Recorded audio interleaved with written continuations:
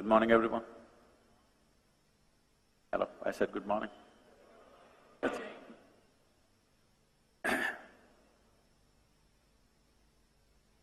the moment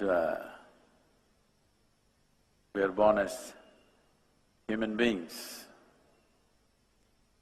life has become very complicated.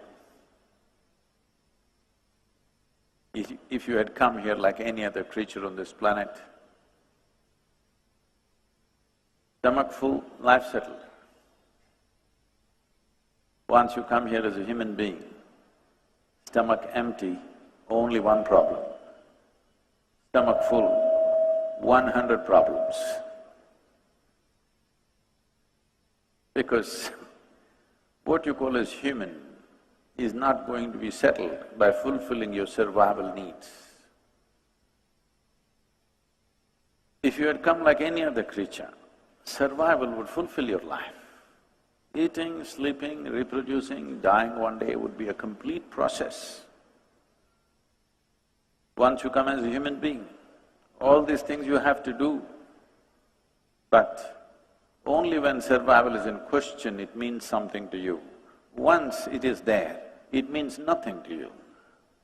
Because what is human kicks in only after your survival is taken care of. So, what is this whole thing? In the evolutionary process, we are supposed to be on the top of the pile on this planet. If you look at this topmost creature on this planet, also the most miserable creature on the planet. Every other creature, if their survival requirements are taken care of, they're just quite okay. Maybe they're not ecstatic, but at least peaceful. But today you see, human beings, even the so-called spiritual leaders unfortunately, are saying peace is the highest goal in your life. Just now somebody asked me, how to attain ultimate peace? Spiritual leaders are going about teaching, peace of mind is your goal. Such people will only rest in peace. It'll only happen when they're dead. Till then it won't happen. Peace is not an ultimate goal of your life. If you want to enjoy your lunch today, you must at least be peaceful, isn't it? Hello? Are we in talking terms? Are we in talking terms or is there a problem? Is it true, if you want to enjoy your lunch, if not joyful, at least you must be peaceful? If you want to enjoy the people in your home, if you want to enjoy the people at work, if you want to enjoy the process of work, at least you must be peaceful, isn't it? So is this the ultimate goal of your life or is this the most basic requirement in your life? It is the most basic requirement. Now this basic requirement has become impossible for a whole lot of people because most people are in a constant state of mental diarrhea. Yes. They think it's intellectual. There's nothing intellectual about it. You lost control over the faculties of your mind. Yes or no? Is there something intellectual about always buzzing with thoughts? No. You just lost control over the fundamental faculties of your mind. And you think it's intellectual because there are a whole lot of people around you in the same condition. Now, whether it's your body or your mind, if I want to use this hand, it moves, otherwise it sits down here. This is a useful hand. Suppose my hand is jumping around all the time, would look ridiculous or no? You must talk to me. Those of you in the darkness, I don't know, they've set the right kind of lighting for you, I'm being blasted. That's good. They've set the right kind of lighting for you to doze off. I don't even know what they say, oh, that's nice. Somebody's very responsive out there.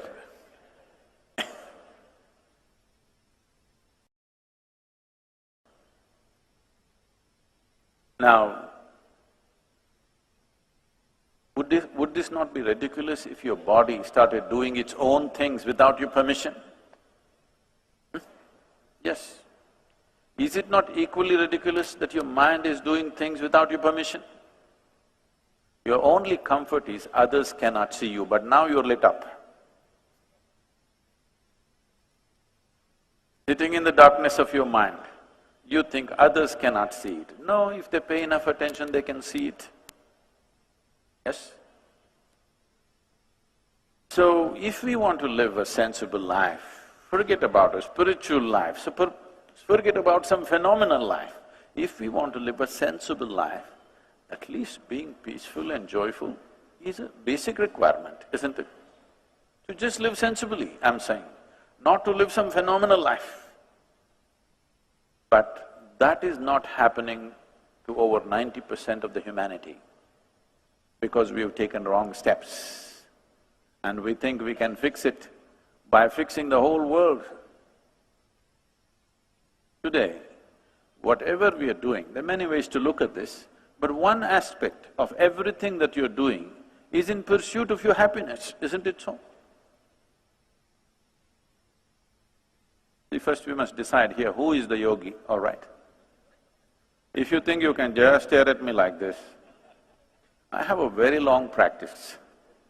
I can sit like this for the next 2 hours without batting an eyelid. Hello? We're talking, all right? Is it true that if your body and your mind took instructions from you, naturally you would create utmost pleasantness for yourself? Yes or no? If unpleasantness is happening, obviously your body and your mind not taking instructions from you. This out-of-control state, you're giving it all kinds of names. If you are given a choice for yourself, pleasantness would be the choice, highest level of pleasantness, isn't it? What you want for your neighbor may be debatable, but what you want for yourself is clear, isn't it? Pleasantness means what? If you're pleasant in your body, we call this health. If it becomes very pleasant, we call it pleasure. If you're pleasant in your mind, we call this peace. If you become very pleasant, we call it joy. If you become pleasant in your emotion, we call this love. If you become very pleasant, we call it compassion. If you become pleasant in your very life energies, we call this blissfulness. If you become very pleasant, we call it ecstasy. If your surroundings become pleasant, we call this success. This is all you're looking for in your life, isn't it so? You want your insides pleasant, you want your outsides pleasant. Organizing outside pleasantness needs a certain amount of skill, certain amount of cooperation from many people around you. There are many forces in the outside situation. You must have the skill to get the cooperation of… If you can keep the cameras down, please, those of you who are on… You want to look at me through your third eye, you can do it, but not an apple eye, okay?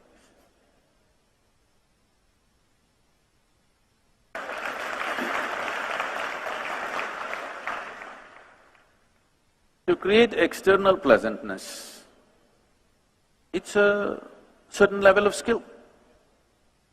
People may not cooperate, situations may not cooperate, many forces in the nature may not cooperate sometimes. But to create inner pleasantness, there is only one ingredient, you. Only one inside of you? I'm asking you. Only one? Nobody else? No, because there's a whole lot of spiritual jargon happening, my ahankara, my atma, my paramatma, everything inside. See, if there are more than one person inside this body of yours, either you're schizophrenic or you're possessed. You either need a psychiatrist or an exorcist. So I hope it's not the case. Just you, right? Just you means easy. If you are willing, nobody can mess with this. Yes or no? You want to create pleasantness in your home, your family must cooperate. they never cooperate 100%. Yes or no? They cooperate, but never 100%. Have you found one person in your life, your husband, your wife, your parents, your children, your friends, your partners, anybody, have you found one person in your life who is 100% the way you want them? No, not even your dog. No? Because these days they do their own thing, you know. Not one person in the world happens 100% the way you want them, but that is not the problem. Nobody has happened 100% the way you want them. It doesn't matter. Nobody ever happens 100% the way you want them. Even if there are just two people in the family, it never happens 100% your way. You should not expect that. If it's happening 51% your way, you have the controlling stake. Just shoot for 51%. If you shoot for 100%, nobody will live with you. Yes or no? If 100% your way, nobody is going to live with you. 51% your way is a good ambition. If you achieve that, you're doing great. But within you, only one ingredient, just you. This person must happen your way, isn't it? Yes or no? This one person must happen your way.